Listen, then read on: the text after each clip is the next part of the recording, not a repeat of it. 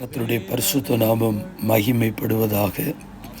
ஆசீர்வதிக்கப்பட்ட புதிய நாள் 8/6/2025 ஞாயிற்றுக்கிழமை. புதிய நாள், புதிய காலவேளைக்காக கர்த்தரை நன்றியோடு துதிக்கிறேன், ஸ்தோத்திரிக்கிறேன்.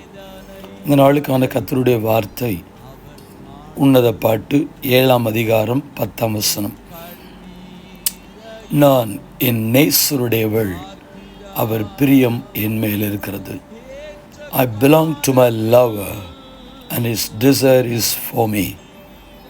கிறிஸ்துவுக்குள் மிகவும் பிரியமானவர்களே, இந்த வசனத்தை கொண்டு நாம் ஆண்டவருடைய வார்த்தையை தியானித்து நாம் ஜெபிப்போம். தொடர்ந்து நாம் ஜெபித்து ஆண்டவருடைய வார்த்தை பேசுவதற்கு முன்பதாக தாழ்மையான வேண்டுகோள், இந்த ஜெபத்தையும் ஒவ்வொரு நாளும் அனுதின தியானத்தையும் கடந்த 2 ஆண்டுகள் பக்கமாக இதை நான் செய்து கொண்டிருக்கிறேன். மோர் தென் 2.5 years. இது அநேகருக்கு பிரோஜனமாய் மாறிக்கொண்டிருக்கிறது என்பதை அறிந்து, வாட்ஸ்அப்பில் இருந்தால் என்றைக்குனாலும் டெலீட் ஆயிரும், யூடியூப்பில் போட்டால் அது செய்தி அநேகருக்கு ஆசீர்வாதமாக மாறும் என்பதற்காக யூடியூப்பில் போடுறோம். உங்களுக்கு அன்பாய் தாழ்மையாய் கேட்டுக்கொள்வது, இன்னும் எங்களுடைய சேனல் யாரும் சப்ஸ்கிரைப் பண்ணாமல் இருந்தீங்க அப்படின்னா ப்ளீஸ் டூ தட். அப்படின்னா நீங்கள் செய்துட்டீங்க அப்படின்னா நாங்கள் லிங்க் அனுப்பாட்டினாலும் உங்களுக்கு நாங்கள் போடுற அத்தனை யூடியூப் மெசேஜும் உங்களுக்கு வந்து சேரும் என்பதை தாழ்மையாய் தெரியப்படுத்துகிறோம். பிரியமானவர்களே, இந்த நாளிலே கர்த்தர் நம்மோடு கூட பேசுகிற வார்த்தை இந்த உன்னத பாட்டின் மூலமாக, நான் என் நேசருடையவள், அவர் பிரியம் என் மேல் இருக்கிறது. இது ஒவ்வொருவரும் தேவனுடைய பிள்ளைகள், கர்த்தருடைய பரிசுத்தவான்கள் பல கோணங்களிலே இது அர்த்தங்களை எடுத்து பேசுகிறது உண்டு.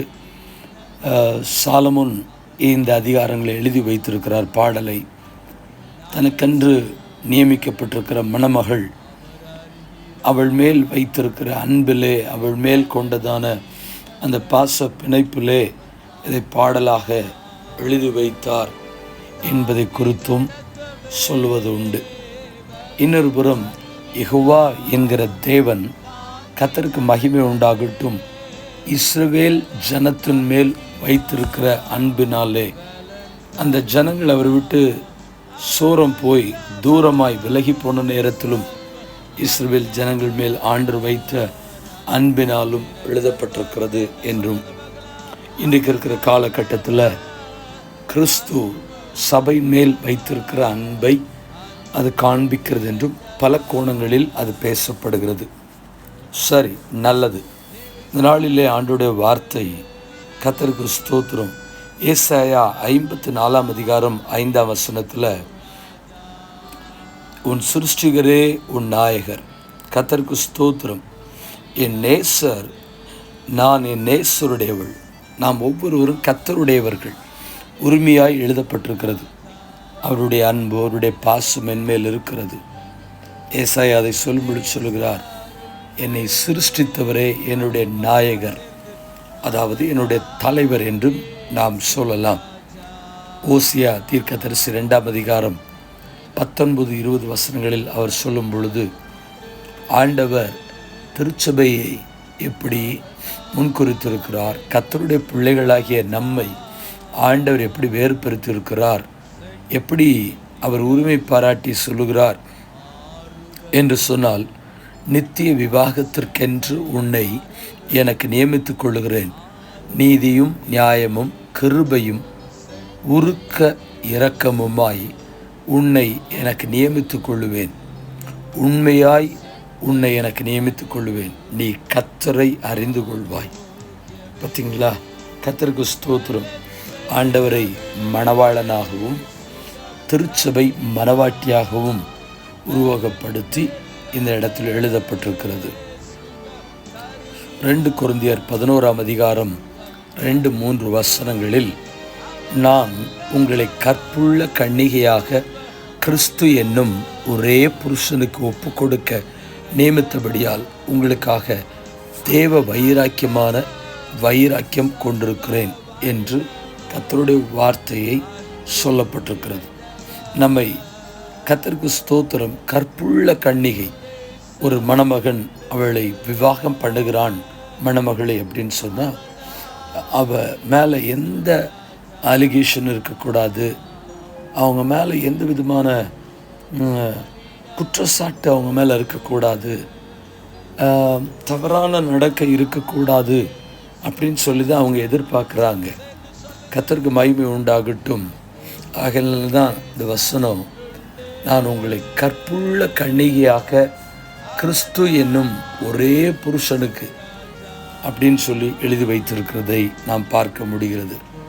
செப்பனியா 3:17 உன் தேவனாகிய கர்த்தர் உன் நடுவில் இருக்கிறார், அவர் வல்லமை உள்ளவர், அவர் ரட்சிப்பார், அவர் உன் பேரில் சந்தோஷமாய் மகிழ்ந்து தம்முடைய அன்பு நிமித்தம் அமர்ந்திருப்பார், அவர் உன் பேரில் கம்பீரமாய் களி கூறுவார். எவ்வளோ அழகாக சொல்லியிருக்கு பார்த்தீங்களா? கர்த்தருக்கு ஸ்தோத்திரம். என் பேரில் கர்த்தர் சந்தோஷமாக இருக்கிறார், நான் அவர் மேல் வைத்திருக்கிற அன்பினாலே அவர் அமர்ந்திருப்பார். கர்த்தருக்கு ஸ்தோத்திரம். அவர் என் பேரில் கம்பீரமாய் களி கூறுவார் என்று சொல்லி, அதே சாலமோன் உன்னத பாட்டில் 6:3 சொல்லுகிறார், நான் என் நேசருடையவள், என் நேசர் என்னுடையவர். ஹல்லேலூயா.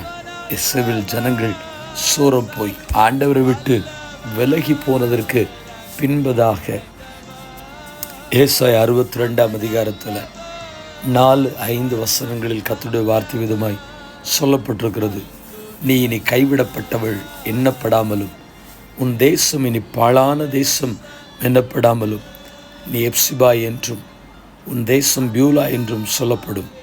கர்த்தர் உன்மேல் பிரியமாயிருக்கிறார், உன் தேசம் வாழ்க்கைப்படும். வாலிபன் கன்னிகை விவாகம் பண்ணது போல உன் மக்கள் உன்னை விவாகம் பண்ணுவார்கள். மணவாளன் மணவாட்டின் மேல் மகிழ்ச்சியாக இருப்பது போல உன் தேவன் உன் மேல் மகிழ்ச்சியாய் இருப்பார். கர்த்தருக்கு ஸ்தோத்திரம் உண்டாகட்டும். என்னோடு கூட சொல்லுங்க, நான் என் நேசருடையவள், அவர் பிரியம் என் மேல் இருக்கிறது. I belong to my lover and his desire is for me. ஜெபிப்போம். பரிசுத்தமுள்ள தேவனை, இந்த ஆசீர்வதிக்கப்பட்ட புதிய நாள் காலவேளைக்காக நன்றி செலுத்துகிறோம். கர்த்தருடைய நாள், மனமகிழ்ச்சி நாள், கர்த்தரை பாடி மகிமைப்படுத்த வேண்டியதான நாள். நாங்கள் ஆங்காங்கே இருக்கிற இடங்களில் குடும்பமாய் எங்களுக்கென்று கர்த்தர் நியமித்திருக்கிற திருச்சபைகளில் கர்த்தரை ஆராதிக்க ஒருவர் கூட தடைப்பட்டு போகாதபடிக்கு கர்த்தருடைய நாமத்தின் மகிமைக்காக கர்த்தரை முன்னிலைப்படுத்தி முக்கியப்படுத்தி தேவ சமூகத்தில் கர்த்தரை ஆராதிக்க கிருபை பாராட்டும். தொடர்ந்து இந்த நாளுடைய ஜெபத்தை என்னோடு இணைந்து செய்கிற சிறு பிள்ளைகள், வாலிபர்கள், நடுத்தர வயதில் இருக்கிறவர்கள், பெரியவர்கள், பரிசுத்தவான்கள் ஒவ்வொருவரையும் கர்த்தருடைய கரத்தில் ஒப்புக் கொடுக்கிறோம். ஒவ்வொருத்தரையும் தனித்தனியாக ஆசீர்வதித்து இந்த நாளையும் எங்களையும் ஆசீர்வதிக்க கெஞ்சுகிறோம். இந்த புதிய வாரங்கள் எங்களுக்கு ஆசீர்வாதமாக இருக்கட்டும். நாங்கள் எங்கள் நேசருடையவர்கள், அவருடைய பிரியம் எங்கள் மேல் இருக்கிறது என்பதை உணர்ந்து ஹல்லேலூயா கர்த்தருக்காய் வாழ எங்களுக்கு கிருபை பாராட்டும். கர்த்தருடைய அன்பை பெற்றுக்கொள்ள அவருடைய பிரியம் எங்கள் மேல் இருக்கக்கூடிய அளவிற்கு ஹல்லேலூயா தேவன் மேல் அன்பை காண்பித்து வாழ கிருபை பாராட்டும். தேவ சமாதானம் வழிநடத்தில் தங்குவதாக. தீமைகளுக்கும் பொல்லாப்புகளுக்கும் மறைத்து கொள்ளும், ஆசீர்வதித்து காத்துக்கொள்ளும். நசனை இந்த நாளிலே பிறந்தநாள் காண்கிற, திருமண நாட்கள் காண்கிற ஒவ்வொரு தேவ பிள்ளைகளையும் ஆசீர்வதித்து காத்துக்கொள்ளும். ஜெபம் கேளும் ஜீவனுள்ள நல்ல பிதாவே, ஆமென். வாழ்த்துக்களுடன் ஜெபங்களுடன் பாஸ்டர் ஜெபதாஸ்.